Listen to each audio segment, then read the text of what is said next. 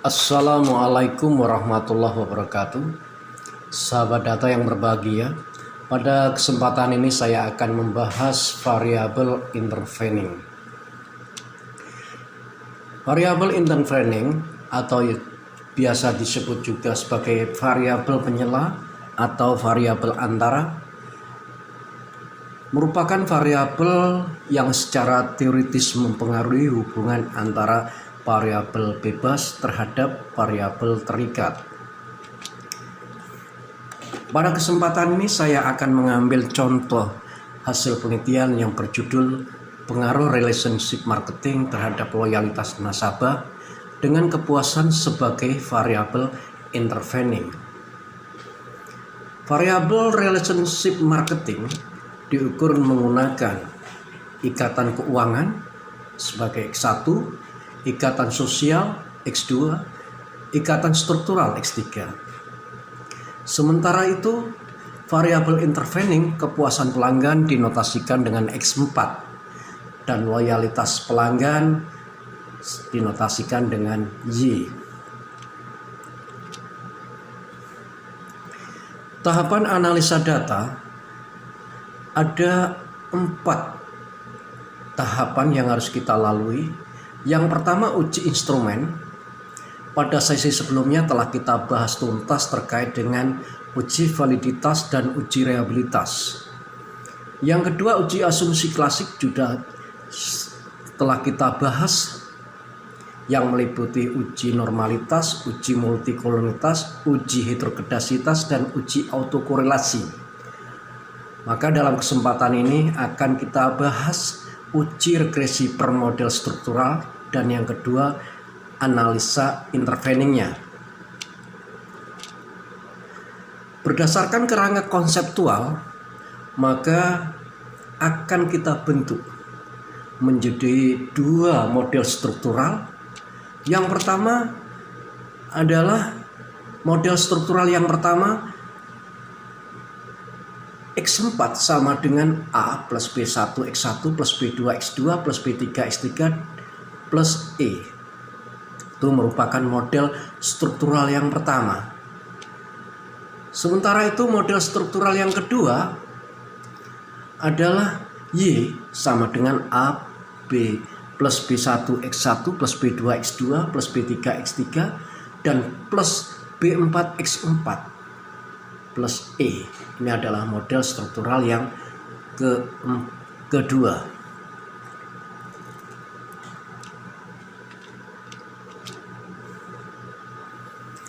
Selain menggunakan software Microsoft Excel untuk menjelaskan software test, pada kesempatan ini akan saya peragakan juga analisa software test secara online.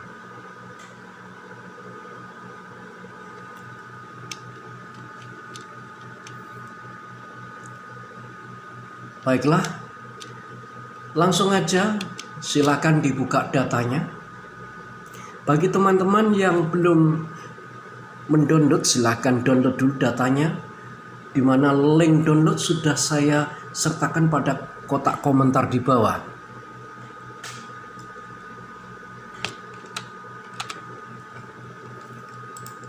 Ini adalah data hasil penelitiannya, di mana pada penelitian ini digunakan responden sebanyak 100 orang. Ya, ada 100 responden. Langsung saja kita entry data ini ke dalam SPSS dengan metode copy paste. Silahkan diklik pada data yang pertama, yaitu berada pada sel B5. Kemudian silahkan scroll mouse ke bawah sampai data yang terakhir. Kemudian tekan tombol shift, jangan dilepas. Klik pada data yang terakhir, yaitu pada sel AB 104. Sehingga semua data sudah terselect. Kemudian klik copy. Masuk ke dalam SPSS. Pada baris pertama, silakan klik edit. Pilih paste. Semua data sudah tercopy. Selanjutnya akan kita kopikan nama-nama variabelnya. Silakan masuk ke dalam variabel view.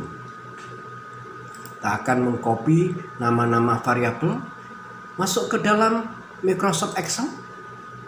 Klik variabel pertama, tombol shift jangan lupa, tombol shift tekan, baru silakan klik pada Y atau pada sel AB4. Copy, silakan dipaste di Excel dulu, karena kita akan merubah struktur dari mendatar menjadi menurun. Klik paste, pilih paste spesial, pilih transpose, sehingga dari bentuk mendatar menjadi menurun. Kita lanjut, copy kembali, masuk ke dalam SPSS. Posisi kita pada variabel view pada baris nomor 1, klik edit, pilih paste. Semua variabel telah terganti sesuai dengan yang ada di dalam Microsoft Excel. Langkah berikutnya yaitu kita akan melakukan analisa pada model struktural yang pertama. Silakan klik Analyze, pilih regresi, pilih linear.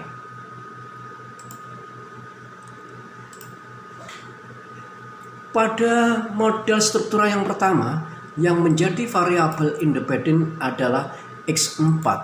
Masukkan dalam kotak dependent. Saya ulang lagi, yang menjadi variabel dependent adalah X4. Maka kita klik X4, masukkan ke dalam dependent. Berikutnya X1, X2, dan X3 masukkan ke dalam kotak independent. Selesai, oke.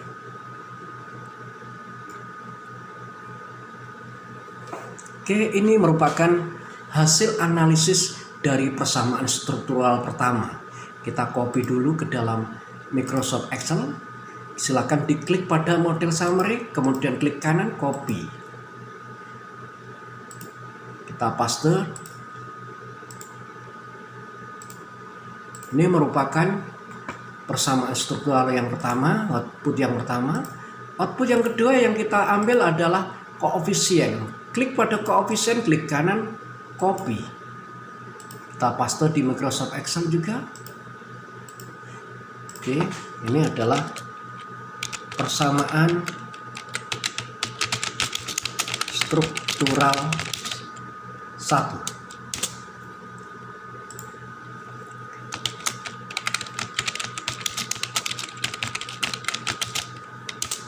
Oke, kita akan menganalisa persamaan struktural yang kedua.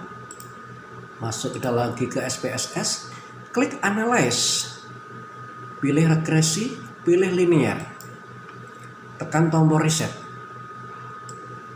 Yang menjadi variabel dependent untuk persamaan struktural kedua adalah Y. Kemudian masukkan X1, X2, lanjut X3 dan X4 ke dalam kotak independen. Klik OK.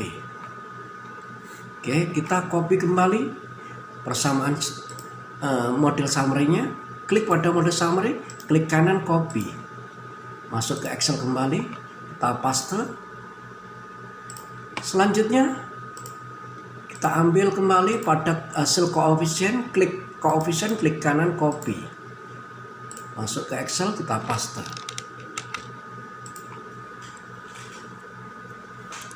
Oke, tahapan berikutnya kita akan mengisi path analisisnya atau analisa jalurnya.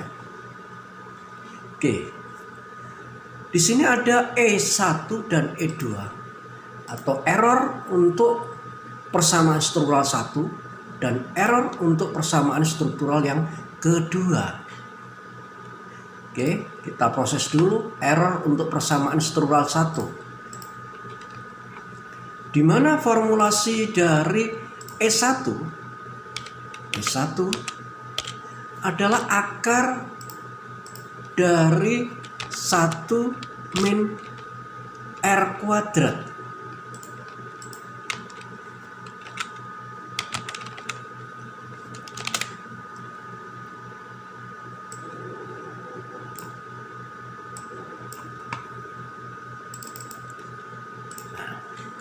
S1 sama dengan akar di dalam Microsoft Excel dinotasikan dengan SQRT. 1 min R kuadrat adalah nilai R square. Kita klik pada R square, yaitu di sini 0,241. Tutup kurung. Ini E1. E2 sama formulasinya.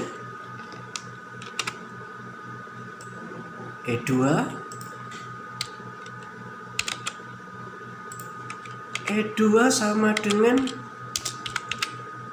SQRT 1 min R kuadrat R square dari persamaan struktural kedua. Tutup kurung. Oke, kita bikin 3 digit saja. Oke, kita masukkan.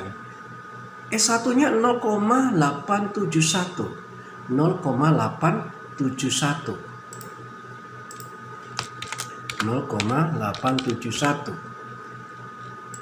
E2 nilainya adalah 0,743. 0,743.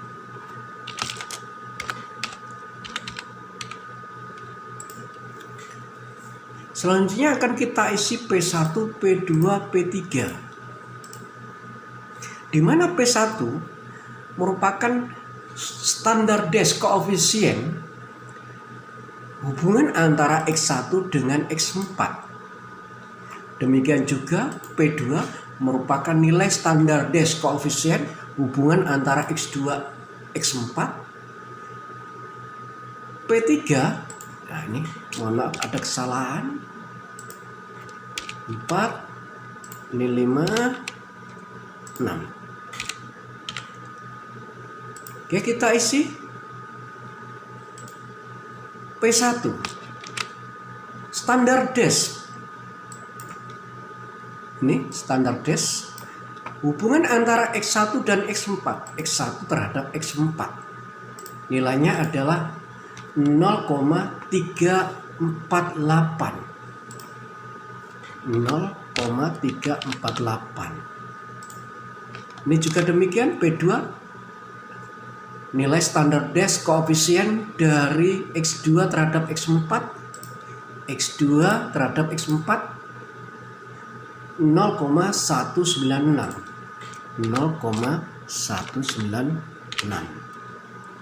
X3 koefisien standardized antara X3 terhadap X4. X3 terhadap X4 nilainya ini 0,196 pula. Selesai. Lanjut untuk P4, P5, P6.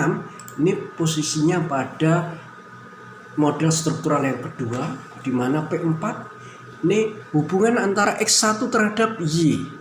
Antara X1 terhadap Y. X1 terhadap Y ini 0,228. 0,228. Kemudian X4 terhadap Y. X4 terhadap Y nilainya X4 terhadap Y nilainya adalah 0,361. 0,361. Yang terakhir X3 terhadap Y. X3 terhadap Y nilainya X3 terhadap Y nilainya standardized-nya adalah 0,220. 0,220. Ya, betul? Oke. Setelah kita isi bersama strukturalnya, kita kembali dalam output ini, di mana pada output pertama ini menjelaskan 3 hipotesis. Yang pertama, bagaimana pengaruh X1 terhadap X4? X1 terhadap X4 ini berpengaruh signifikan Kenapa? Karena tingkat signya lebih kecil dari 5%. Yang kedua, hipotesis yang kedua adalah X2 terhadap X4.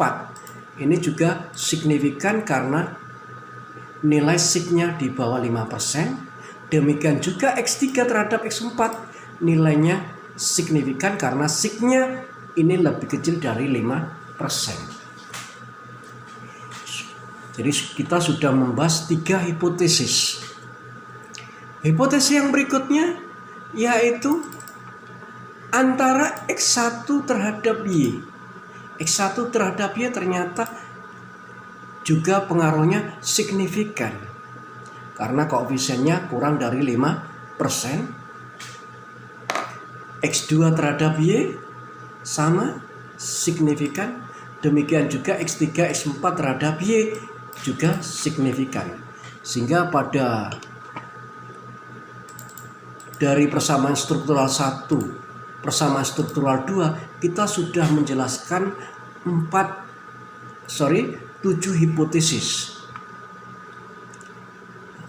Masih ada 3 lagi hipotesis yang belum terjawab, yaitu bagaimana pengaruh X1 terhadap Y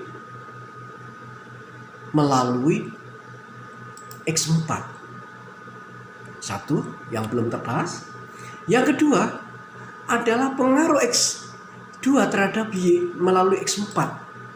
Itu pengaruhnya bagaimana? Yang ketiga adalah pengaruh X3 terhadap Y melalui X4. Jadi ada 3 hipotesis yang belum kita jawab, dan ini akan kita jawab melalui Sobel test. Ada beberapa item yang harus kita isi di sini.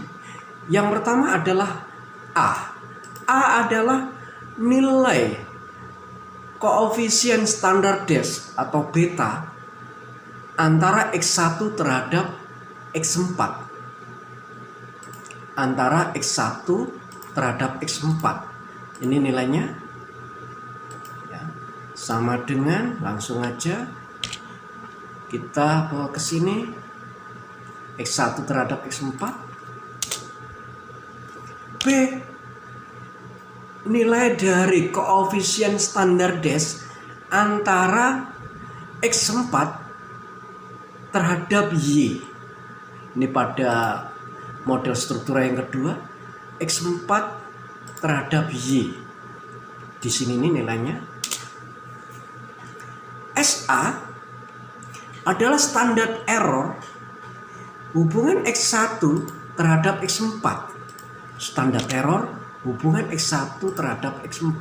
X1 terhadap X4 ini standar errornya nih. SB standar error antara X4 terhadap Y. Antara X4 terhadap Y. Standar errornya ini. Oke, kita isi dulu. A kuadrat sama dengan A-nya nilainya ini. Kuadrat adalah topi atau sip 62. Enter. Kita copy ke bawah.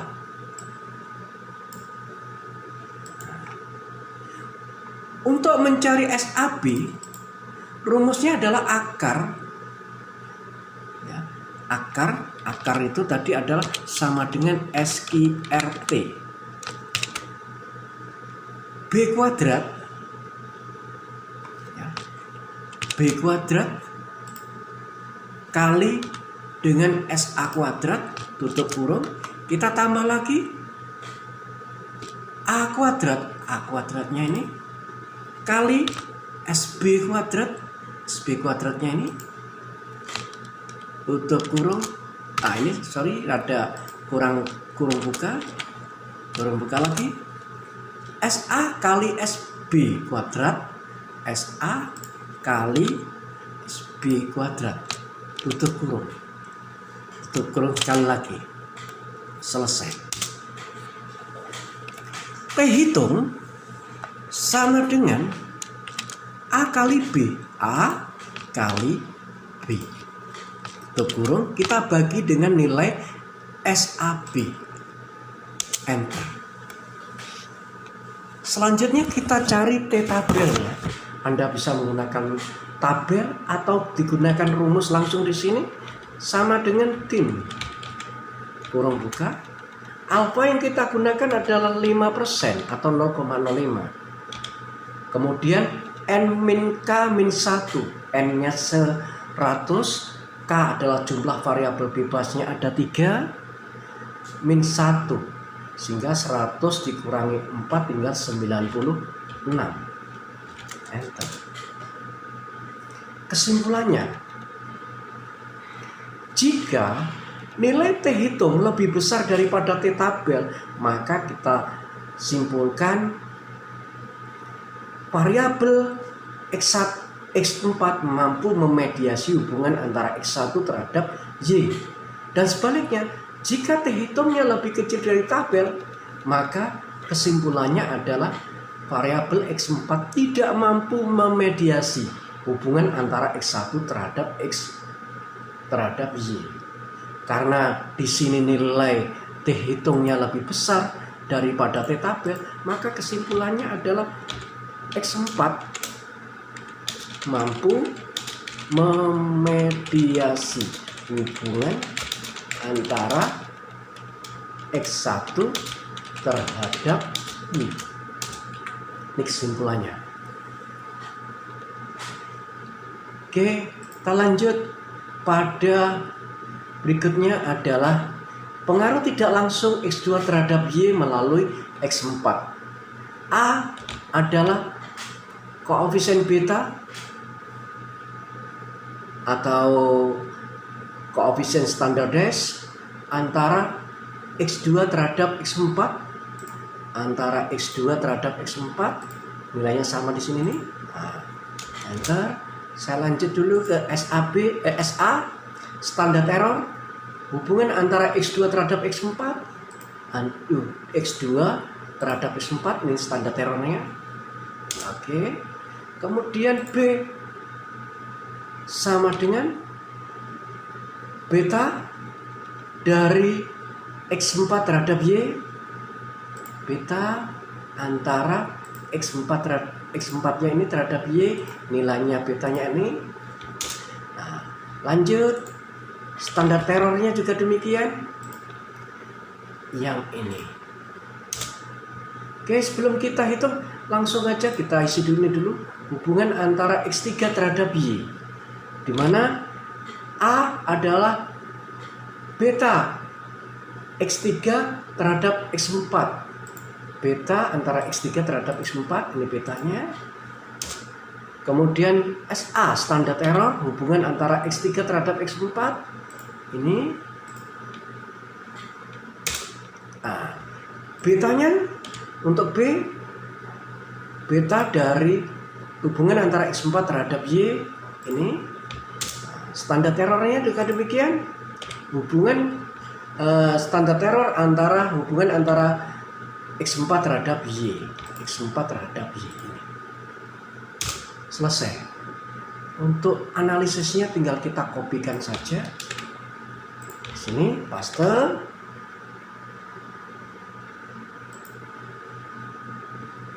Sorry, ini belum kita copy sampai sini.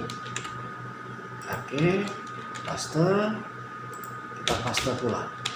Nah, tinggal kita ambil kesimpulan. Ini T hitungnya lebih kecil dari T tabel, maka kesimpulannya adalah X4 tidak mampu memediasi hubungan antara X2 terhadap Y karena T tabelnya lebih besar. Kalau ini karena T tabel lebih kecil atau T hitungnya lebih besar dari tabel, maka kesimpulannya adalah X4 mampu memediasi hubungan antara X3 terhadap Y. Ini kesimpulannya. Oke. Dari output Soibel test ini akan kita coba kita bandingkan dengan Sobel Test secara online. Silakan dibuka browsernya.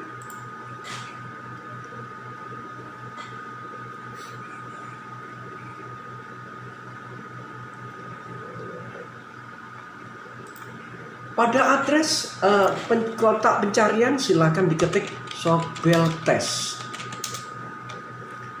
Oke, pada Sobel Test kalkulator oleh Christopher silakan diklik. Geser mouse ke bawah. Nah, inilah Sobel Testnya. Yang pertama kita akan isi A-nya ini 0,348, 0,348, kemudian betanya B-nya 0,361, 0,361. Sekarang SA standar errornya kita standar test 3 aja 0,08, 0,086.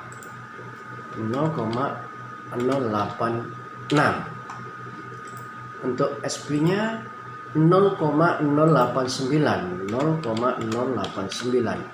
Calculate. Oke, silakan dibandingkan. Ini adalah nilai T-testnya atau T ujinya 2,865. Kita bandingkan di sini 2,865.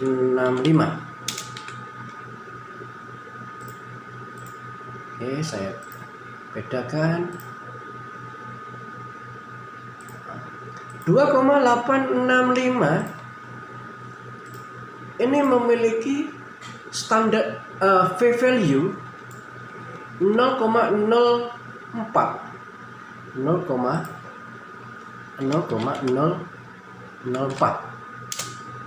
Kita cek lagi 0,04. Oke. Keputusannya bagaimana? Keputusannya sama. Karena nilai V-value-nya lebih kecil daripada 5%, maka kesimpulannya sama, yaitu X4 mampu memediasi hubungan antara X1 terhadap Y. Tuh. Oke, mungkin cukup itu yang bisa saya sampaikan. Bila mana ada kurang jelas, silahkan tulis di kotak komentar. Jangan lupa pula klik like and subscribe. Saya Christian, wabillahi taufiq wal hidayah. Wassalamualaikum warahmatullahi wabarakatuh.